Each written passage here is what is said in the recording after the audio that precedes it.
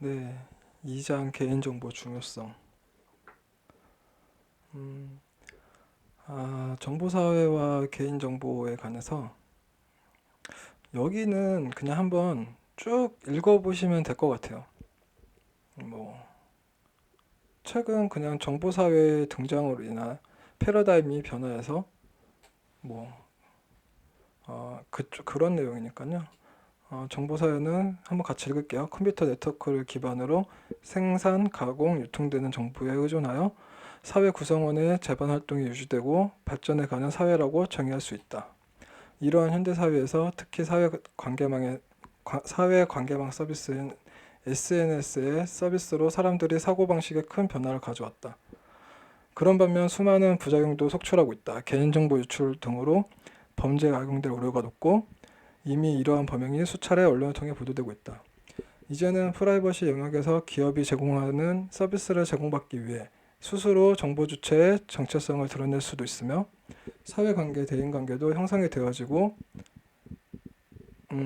네, 그쵸. SNS로 사회관계 하시는 분들도 많죠.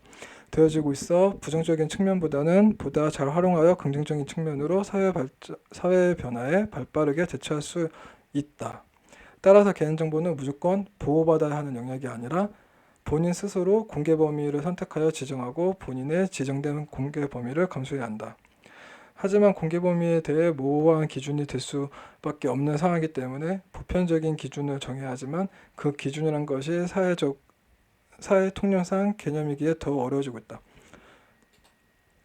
그냥 한번 읽어보시면 돼요. 그냥 정보 사회니까 지금 많이 계속 변하고 있으니까 그에 따라서 개인 정보를 계속 이렇게 막아야 될 게 아니라 본인이 원한다면 음, 본인 스스로 내 정보를 본인 스스로 정하게 하는 거죠. 네. 아, 뭐 그냥 SNS에 대한 말이고요.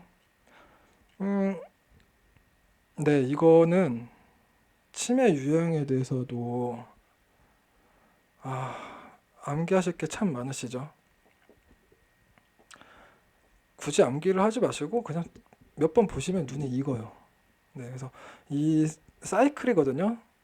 개인정보 처리하는 사이클인데 수집부터 저장하고 사용하고 나중에 파괴하기까지 과정인데 이때 이제 침해되는 유형이 이렇게 쭉 나와 정리된 건데 수집할 때 당연히 이용자 동의 없는 개인정보 수집 이게 뭐죠? 이게 뭐였죠? 아, 기억 안 나시나요? OECD? 네, 1번이죠. 수정이 할 때 수. 네, 말 그대로 수집이니까 수정. 네, 동의 없이 최소한이죠. 그리고 과도한 개인정보 수집, 민망할 민망한이 아니라 민감한. 네, 민감한 개인정보 수집.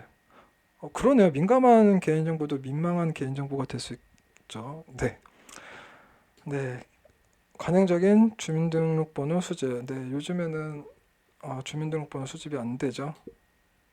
혹시 모르니까 있을 수도 있죠. 관행적으로 여태까지 해왔으니까. 저장 빨간색이네요. 네.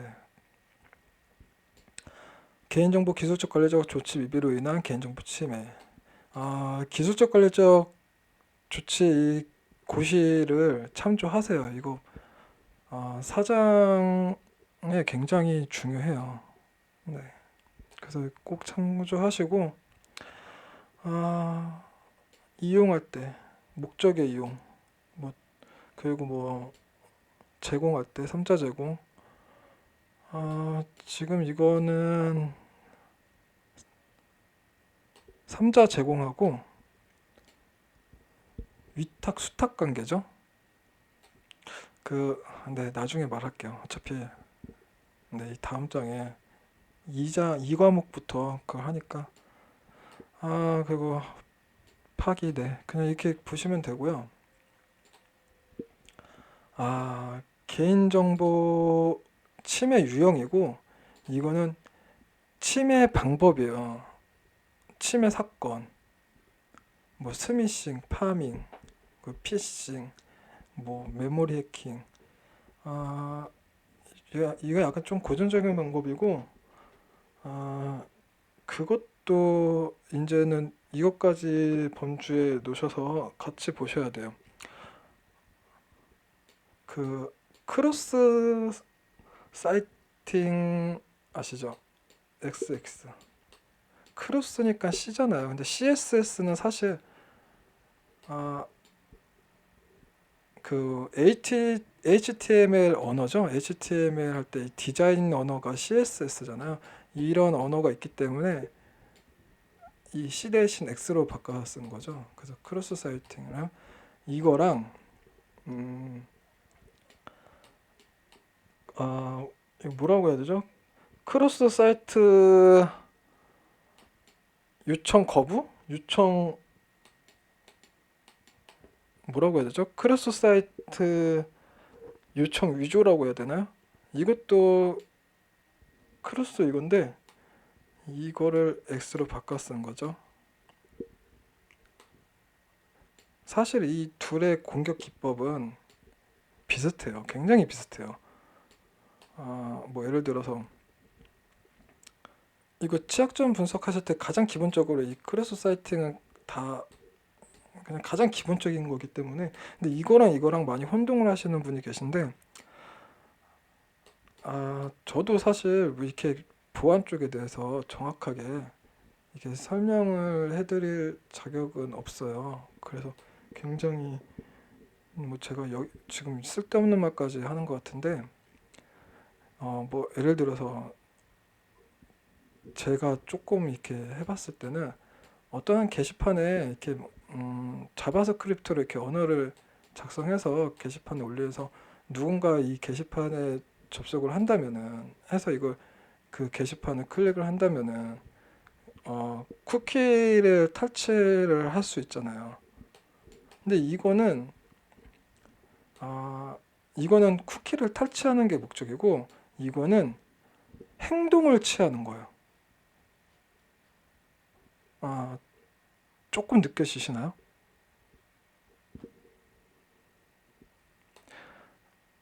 이거는 어떠한 한 클라우드랑 이 서버 간에 이거는 제가 아무래도 좀 부족한 것 같아요. 제가 설명을 드리기까지는 좀 부족해요. 그래서 어쨌든 이 크로스 스크립트랑 이 크로스 뭐라고 해야 되죠? 크로스 사이트 위조 변조라고 해야 되나요? 이거랑은 공격 기법이 굉장히 비슷한데 이 차이는 좀 아셔야 돼요. 이거는 실행을 시키면 실행의 이 게시판 목록에 제가 이렇게 이 글을 작성해서 올려서 누군가 이 게시판에 접속해서 이걸 클릭을 하면은 이 스크립팅 언어로 내가 뭐 어떤 서버를 만들었으면 이쪽에 쿠키를 바로 전송시켜서 제가 이 쿠키를 이용해서 쿠키를 탈취할 수가 있는 거죠. 이거는 바로 어떤 뭐라고 해야 될까? 조작을 시킨다고 하죠. 네. 그래서 권한을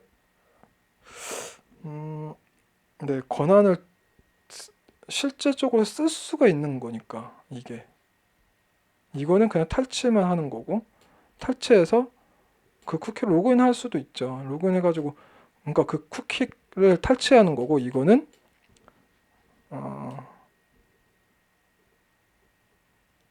동작이 되는 거니까 도용이라고 해야 되나?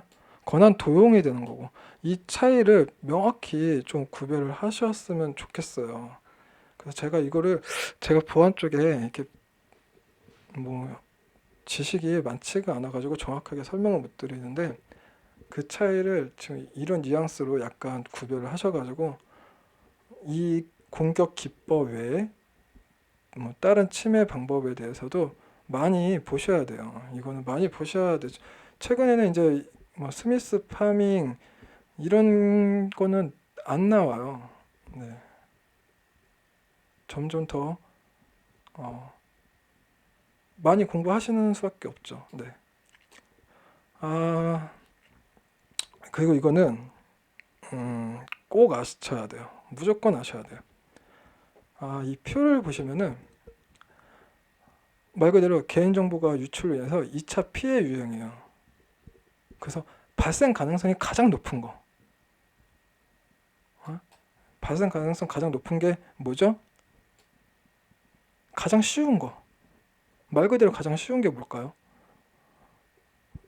다른 사람 이름으로 회원가입하는 거. 쉽죠? 쉬운 것들. 쉬운 만큼 발생 가능성이 가장 높죠. 반면에 발생 가능성이 높던 낮던 발생하면은 위험이 커요. 굉장히 피해량이 커요. 뭐가 있을까요? 당연히 위험도가 큰 만큼 발생 가능성이 낮겠죠.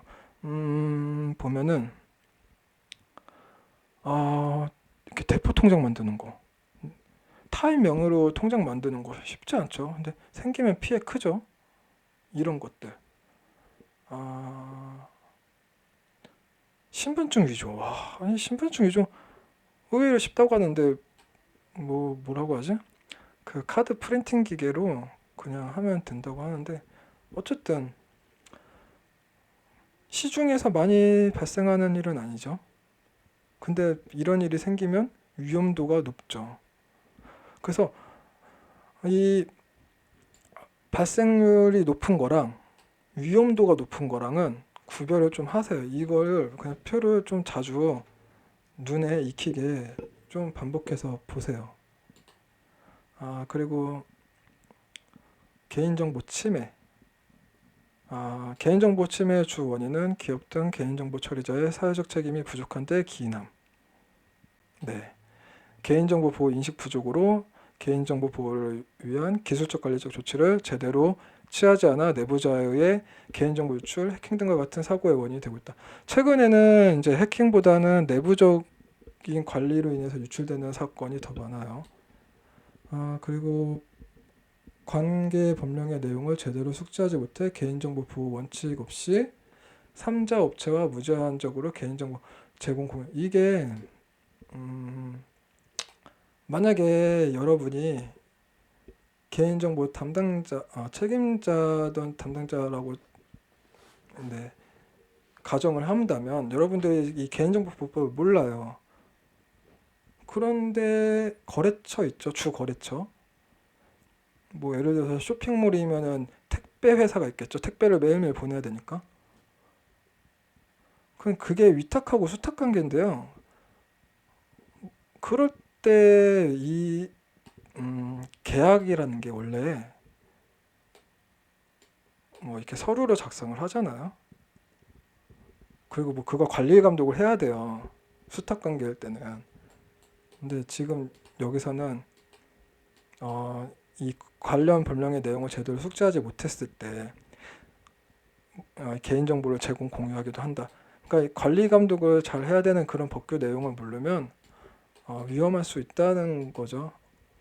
그리고 현재 상대적으로 개인정보 관련 권리가 미흡하다. 이 말을 제가 왜 썼을까요? 무슨 생각으로 썼을까요? 네, 제가 이 자료를 만들면서 좀 늦게까지 하다 보니까 무슨 생각을 하면서 이걸 썼을 텐데 그냥 막 쓰진 않았을 텐데. 네. 앞에 내용을 보니까 제가 생각이 긴장을 해서 그런지 이 말을 막 뒤죽박죽 섞어서 말을 하더라고요.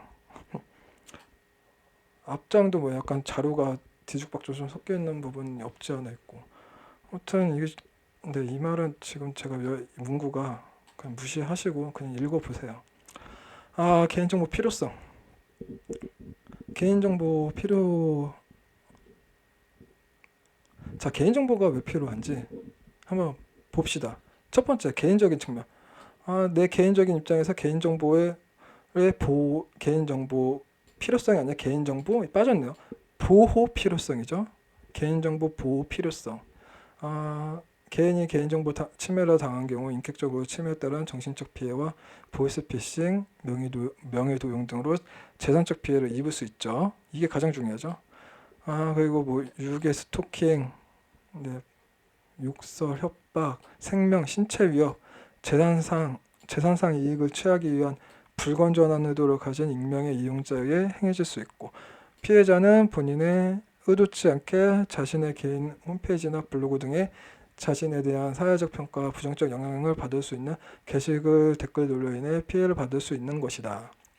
온라인상에서 개인정보 유출로 인해 피해가 발생한 경우 회복이 어려울 뿐 아니라 피해가 복구되기 전 다른 게시판 서비스 등으로 전달되므로 2차 피해가 실시간 발생할 수 있다는 특성이 있으며,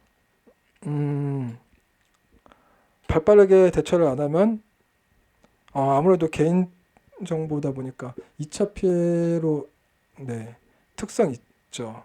피해 발생 시 개인정보 유출 노출 근원을 확인하는데 많은 자원이 소요되기도 한다. 이게 개인적 측면이에요. 그 방면에 사회적 측면도 있죠. 사회적 측면은 기업들은 이용자의 개인정보를 활용하여 다양한 맞춤형 서비스를 제공하여 이를 통해 가치를 창출하고 있다.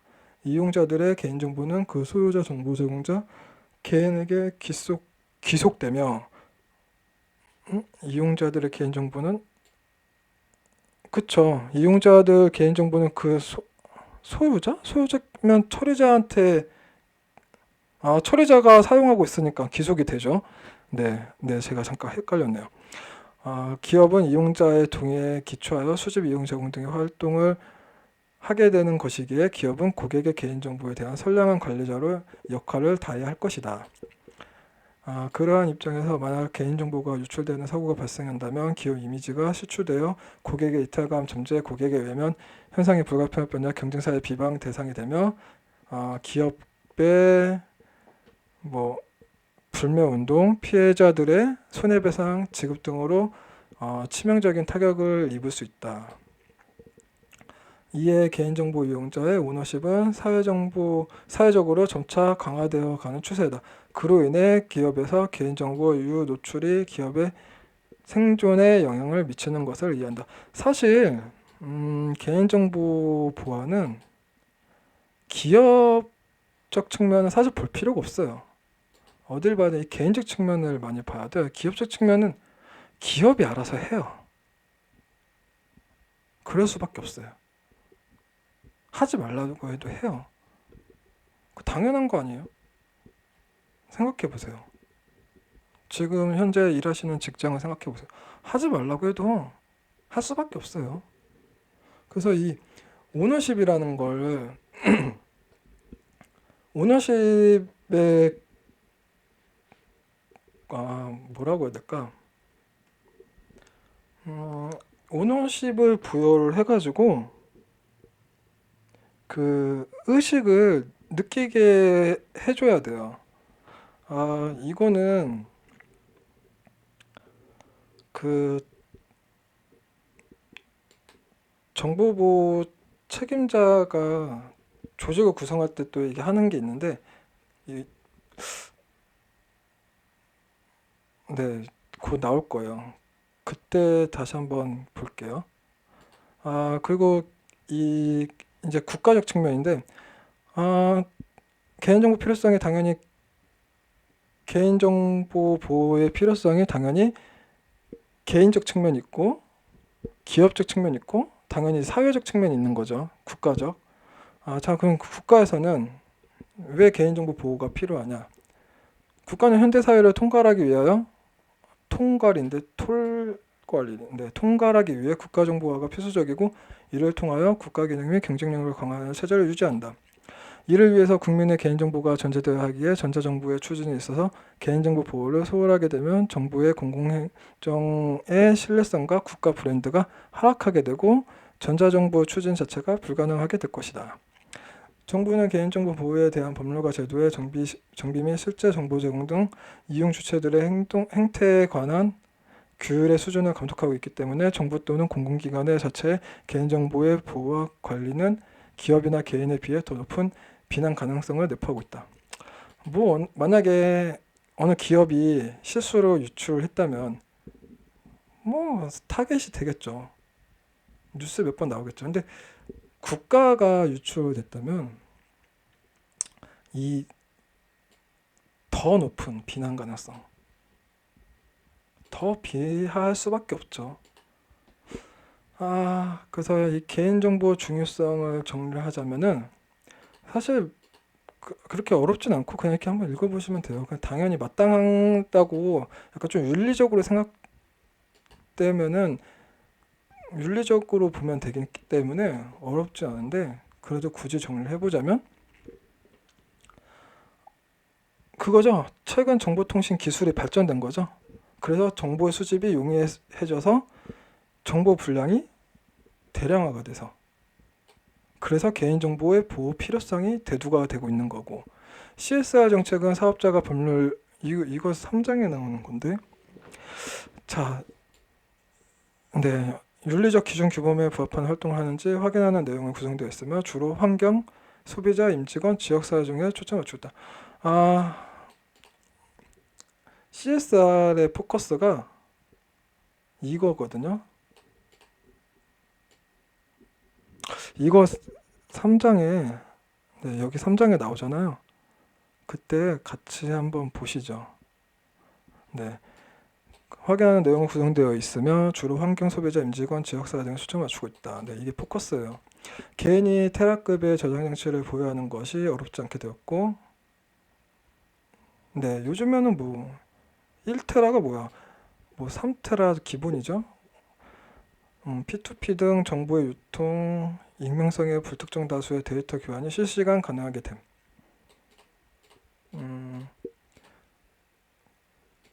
그거 기억나세요? 용어 정리하실 때 공유 서버랑 공유에 대해서 있지 않았나요? 공유 서버는 공개 서버였나? 공유 폴더가 있었고, 네, 네, 자꾸 시간 없는데 자꾸 딴 데로 빠지는데, 자, 인터넷 등 정보통신망에 대한 접근권이 국민의 기본적 권리로 인식될 정도로 자연스러운 현상이 된 것 역시 주목함. 무분별한 스팸 발송으로 데이터 필터링 비용 증가. 그쵸. 이걸 막으려면 비용이 들어가니까. 익명성의 용이한 범죄 증가. 익명성으로, 네, 범죄가 많이 생기고 있죠. 개인정보 정리성 정리. 개인정보 수집, 저장, 유통이 간편해짐에 따라 직접된 개인정보의 양이 증가함. 또 이에 충분한 보호 조치가 취해지지 못해 인터넷을 통해 개인정보 노출 사건과 악의적인 행동으로 개인정보를 거래하는 등 침해 문제가 심각해지고 있다. 기업에서 개인정보는 유형 무형의 기업 자산 보호와 직결되어 있다. 제대로 관리되지 못한 경우에 고객의 신뢰성 저함에 기업 이미지가 크게 훼손될 수 있다. 그에 따라 기업에서 금전적 비용 부담이 커질 수도 있죠. 배상 책임을 해야 되니까. 이게 개인정보 보호의 중요성에 대한 이걸 정리한 거고요. 바로 이제 3장 기업의 사회적 책임으로 넘어가겠습니다. 기업의 사회적 책임 CSR 쭉 읽어볼게요. CSR 대해서 먼저 비즈니스 모델에 통합된 기업의 자기 규제적 형태를 의미함. CSR 정책은 사업가가 아까 방금 위에서 이 똑같은 거죠. 네, 사업자가 법률, 윤리적 기준 및 국제적 규범에 부합하는 활동을 하고 있는지 모니터링을 확인하는 내용. 주로 환경, 소비자, 임직원, 지역사회 등에 초점을 맞추고 있다.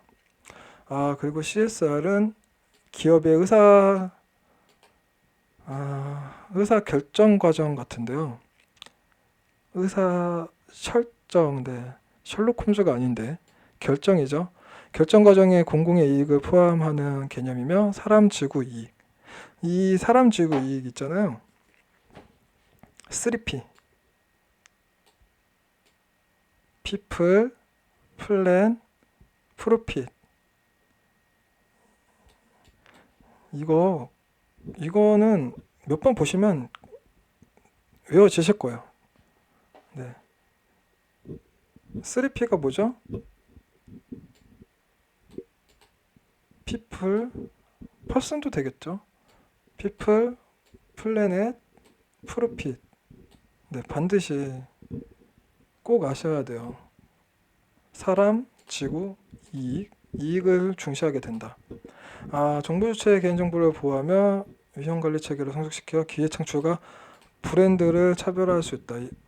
아울러 당연히 규제 간섭에 기업이 미리 성숙하게 위험관리 체계를 성숙시켜 아까 전에 시나리오 법 있잖아요. 그런 식으로 미리 그렇게 성숙시킨다면은 그에 따른 법이 규제에서 미리 준비를 했잖아요. 앞으로 뭐 어떤 법이 실행이 될 수도 있는 거고 그걸 미리 앞서간 거죠. 그 시나리오를 통해서 가상법으로. 그래서 아무래도 간섭에서 자유로워질 수 있죠. 그 개인정보 보호의 중요성 인식. 기업은 잠깐만요. 네, 이제 3-1이네요. 이거는 그냥 CSR이 3장에서 나오나요? 2장에서 나오나요? 어차피 1과목이니까. 네, 이제 3장에 대한 개념이고요. 이제 본격적으로 3-1. 기업은 고객 및 정부와 더불어 경제 체계를 구성하는 하나의 주된 축을 이루고 있으며 주주의 이익을 극대화하기 위해 이윤을 창출하는 것을 목표로 하고 있다. 기업은 소비자의 관계를 구축함에 있어 지속적이며 발전적 방향의 고객 관계를 설정하는 한편 그들의 다양한 욕구에 부응하기 위한 노력을 지속적으로 경주하는 것이다. 이러한 노력은 CRM, 이용자 맞춤 서비스 제공 및 타겟 마케팅이에요. 타겟 마케팅 등의 활동으로 표출되고 있으며 이러한 활동의 기초가 되는 것이 바로 이용자의 개인정보인 것이다. 개인정보는 고객과의 관계를 형성하고 이러한 관계에 기초하여 고객의 요구를 충족하기 위하여 맞춤형 서비스 제공 등의 핵심 리소스로 자리매김하게 되었다. 오늘날의 현재 인터넷 쇼핑업체에서 구매를 몇 번 이거 그냥 아까 전에도 제가 말씀드렸듯이 자동적으로 이렇게 노출이 되잖아요. 이런 것들을 말하는 거예요. 그래서 그냥 이렇게 한번 쭉 읽어보시면 돼요. 제가 지금 같이 읽어드렸는데 이렇게 그냥 쭉 읽어보시면 돼요. 뭐 좀 윤리적인 말이라서 그 3-2장 개인정보 보호조직 구성 운영 여기가 이 파트가 조금 그나마 중요한 편이죠. 먼저 이렇게 법률을 보면은 개인정보 보호조직은 일반적인 정보보호조직의 구성과 마찬가지로 다양한 요소가 존재한다. 외부적으로 개인정보 보호 의지와 천명에 대한 필요에서부터 내부적으로 개인정보 보호 업무를 수행할 수 있는 역량 있는 직원의 존재 여부가 존재한다. 따라서 일률적으로 개인정보 보호 조직 구성에 대해 논의하는 것은 불가능하지만 개인정보 보호 조직에 기대되는 역할에 따라 다양한 구성이 가능한 것은 자명하다. 이 법을 만들 때 왜 이렇게 어려운 말을 썼죠? 국민들이 더 보기 쉽게 쉬운 말 한글을 쓰지 굳이 이렇게 한문.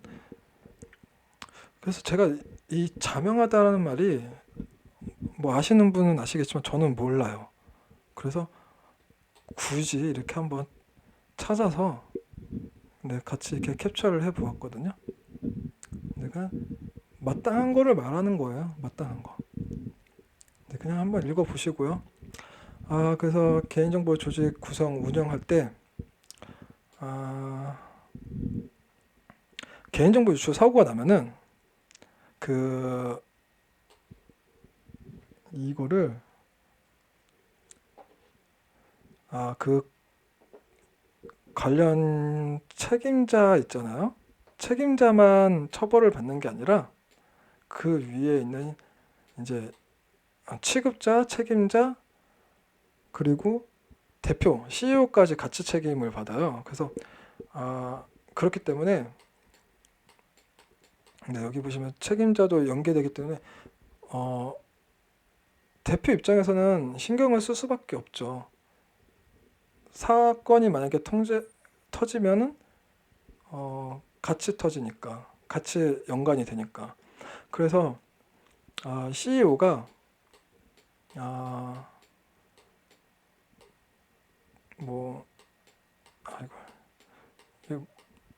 정보보호 책임자 그리고 최고 정보보호 책임자를 두고 이 책임자는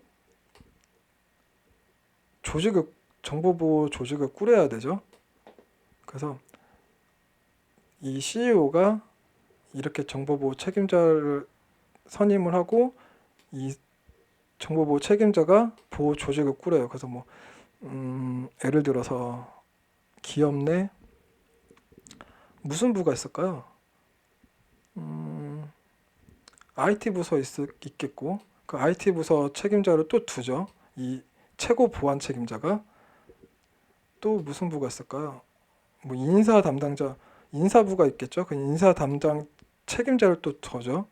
이렇게 해서 그 인사 담당 부의 책임자가 여기잖아요.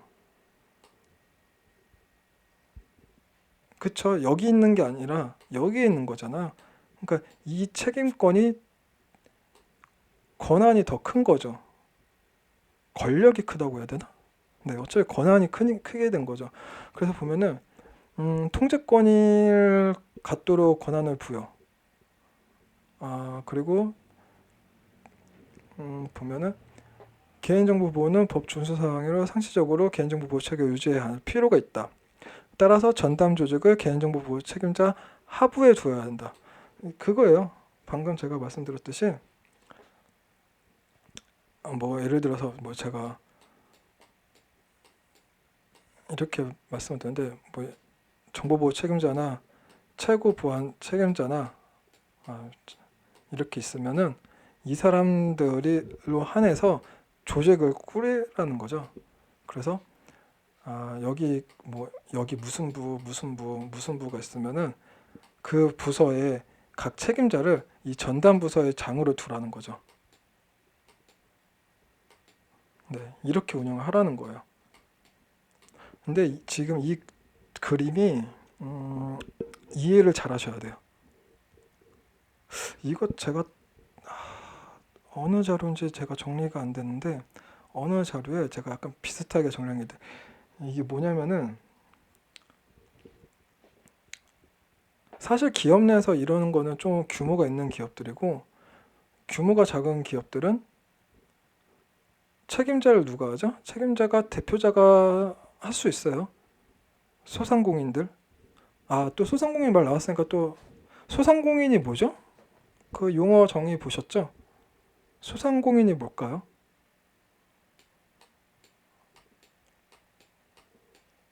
네, 1에서 4명. 소상공인의 경우에는 대표자랑 임원이 따로 할 수 있어요. 직접. 자, 어쨌든 지금 이 말이 아니라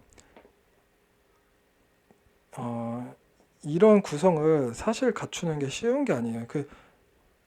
누군가를 모범을 보여야겠죠? 누가 모범을 보일까요? 국가죠. 정부는 모범을 보이고 있어요. 그래서 예를 들자면 대통령이 있고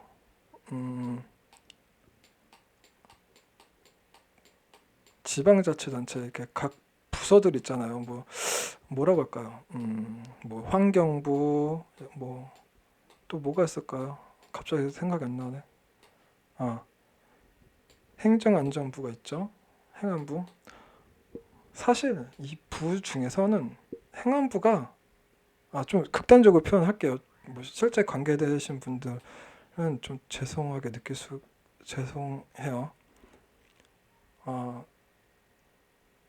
가장 세요. 그냥 파워가 행안부가. 제가 말씀드렸죠. 개보법을 누가 관리하죠? 어디 소속이죠? 행안부 소속이에요. 매년 각 부처들에서 개인정보 처리할 때 1년에 한 번씩 보고하죠? 보고되는 항목이 뭐였죠? 사총사. 개인정보 항목, 이용 목적 기억나시죠? 보고하죠. 그래서 행안부가 제일 세요. 개인정보에는 위원회가 있어요. 개인정보위원회가 있어요. 근데 이 위원회가 별개로 대통령 직속으로 있어요. 별개로. 네, 이렇게. 그래서 이 개인정보를 통제할 수 있는 권한을 부여한 거죠. 네. 좀 번외로 이렇게 설명을 드렸는데, 그래서 약간 좀 이렇게 통제권이 좀 갑질할 수 있는 권한을 줘야 된다는 거. 뭐 요즘 갑질에 대해서 너무 화제가 되고 있는데, 네, 뭐 적절한 갑질은 필요하다고 생각을 하고 있습니다. 네, 지나치면 안 되겠죠. 네, 쓸데없는 갑질. 그게 나쁜 거죠. 네, 업무상 필요한 갑질은 네, 있을 수 있죠. 네, 그거고요. 음, 참, 제가 왜 이렇게 쓸데없는 말을. 네, 어쨌든 이런 조직을 구성할 때 사실은 기업에서는 이렇게 딱딱 규모가 크지 않는 이상은 이렇게 하기가 힘들어요. 그래서 이런 권한을 부여하고 이런 자체가 대표자의 마인드에 따라서 많이 움직여요, 기업이. 그러니까 이 중간에 책임자는 어떡하겠어요. 법으로는 이렇게 되어 있는데 여기 책임자는 뭐 별로 그래서 약간 좀 제가 이렇게 봤는데, 만약에 대표자가 이 개인정보 컴플라이언스에 포커스가 있어요. 그 대표자가. 그러면은 그 조직을 어떻게 약간 좀 이렇게 법률상으로, 아무래도 이 대표자가 법적인 부분 쪽으로 포커스를 취하고 있으면은 조직을 약간 좀 법무 쪽으로 좀 안전하게 조직을 구성하는 게 좀 더 이상적이겠죠. 네, 그 읽어보세요. 만약에 그런 게 아니라 진짜 우리 기업이 꼭 보호해야 된다, 그렇게 포커스를 잡고 있으면 정말 뭐 기술적으로 실력 있는 분들로 이 조직을 전담 조직을 구성하는 게 좀 더 역할이 좀 이상적이겠죠. 그냥 한번 읽어보세요. 이거 좀 너무 민망스럽고요. 아, 그 개인정보 조직의 역할. 네, 그 이제 이렇게 꾸려진 조직에 대해 역할이 있잖아요. 음, 이거를 그냥 읽어보시는 게 그냥 너무 어렵지도 않아요. 그냥 읽어보시면 그렇구나 하시고 아실 거예요. 네. 아, 개인정보 보호 조직은 그 구성 및 조직 내 위치에 있어 기업이 처한 환경, 관리 대상이 되는 개인정보 범위 및 민감도, 기업 거버넌스, 조직의 역량 등 다양한 요소에 영향을 받기 때문에 조직마다 일관된 구성 체계를 갖는 것은 힘들다. 그래서 개인정보 보호 조직이 수행해야 하는 업무는 이 법령과 맞게 현재 지금 진행되고 있는 자기네 기업에 있는 사업 비즈니스성과 맞게 규율되어 있기 때문에 어느 정도 일반화가 가능하다.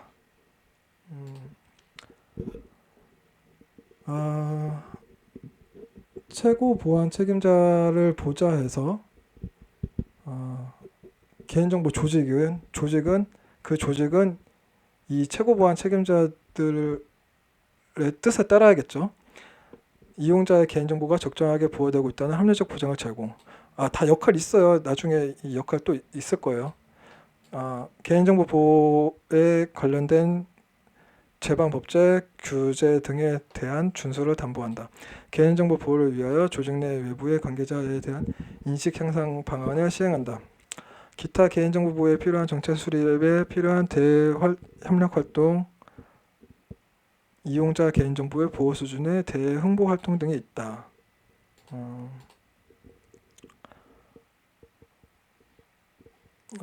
끝났네요. 개인정보 보호 조직은 기업 내 개인정보 보호 인식을 향상시켜야 한다. 개인정보 보호와 직접 간접적으로 관련된 이해관계자들이 개인정보 인식을 향상시킬 수 있도록 다양한 교육을 실행해야 한다. 이게 개인정보 보호 책임자는 정부 개인정보 보호 교육을 내부 계획을 수립해야 돼요. 내부 계획을 수립해야 되고 그 내부 계획 수립서 안에는 뭐 연 1회 아니면 반기 1회 그렇게 교육을 해야 돼요. 그래서 뭐 예를 들어서 뭐를 비교를 해볼까요? 자, 우리 부서에 자, 개인정보를 쓰는 부서가 텔레마케터 부에서 개인정보 쓰잖아요. 그러면 그 취급하는 사람들을 교육을 시켜야 돼요. 그래서 그들한테 오너십을 부여해가지고 개인정보 보호 인식을 향상시킬 수 있어야 한다. 지금 이 말이에요. 그래서 지금 제가 말씀드리고 싶었던 거는 어차피 이거는 뒷부분에 이 책임자의 역할이 있거든요. 근데 좀 많이 겹치는 부분이 있기 때문에 같이 보세요. 또 개인정보 영향평가 수행에 기획자, 디자이너, 개발자 등 다양한 부서의 인원을 직접 참여하게 하는 방법 역시 개인정보 인식을 이거 방금 제가 말씀드린 대로 이렇게 실질적으로 오너십을 부여해가지고 이 인식을 향상시키는 방법이 있어요. 그리고 체계적인 개인정보 보호 교육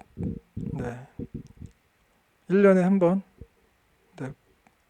최소죠. 최소 많이 하면 많이 할수록 좋은데 뭐 기업에서는 이게 금전적인 이익이 들어오는 게 아니라 오히려 지출하는 부분이다 보니까 근데 무료로 키사에서 무료로도 교육을 하거든요. 그런 기업들은 이렇게 신청하시면 키사에서 무료로 하는 교육이 있으니까 그런 걸로 또 계획을 수립할 수가 있어요. 참고하시고요. 그래서 개인정보 보호 책임자는 개인정보 처리의 전반적인 상황을 결정하고 이로 인해 책임을 지는 자로서 개인정보 수집 이용 제공에 대하여 실질적인 권한을 가지고 있어야 하며 약간 좀 이렇게 권력이 있어야 된다는 말이죠. 조직 내에서 어느 정도 독자적인 의사결정 독자적인 의사결정 갑질을 할 수 있다는 거죠. 이거 소규모 사업자죠. 자업자가 사업자의 경우 대표자가 가능하다. 소상공인 기억나나요? 제가 방금 몇 분 안 되는 것 같은데 소상공인이 몇에서 몇 명까지죠? 5명 이하예요. 5명 이하. 제가 계속 반복을 할 거예요. 그렇기 때문에 잊어먹진 않으실 거예요. 그래서 1과목을 이제 다 끝냈네요. 1과목 어떠셨어요? 뭐 어렵진 않으셨죠? 그래서 지금 한번 정의를 이 앞에 제가 이런 걸 학습할 거라고 말씀을 드렸는데 개인정보 정의가 뭔가요? 정리해 볼까요? 말해보세요 빨리. 안 들려요?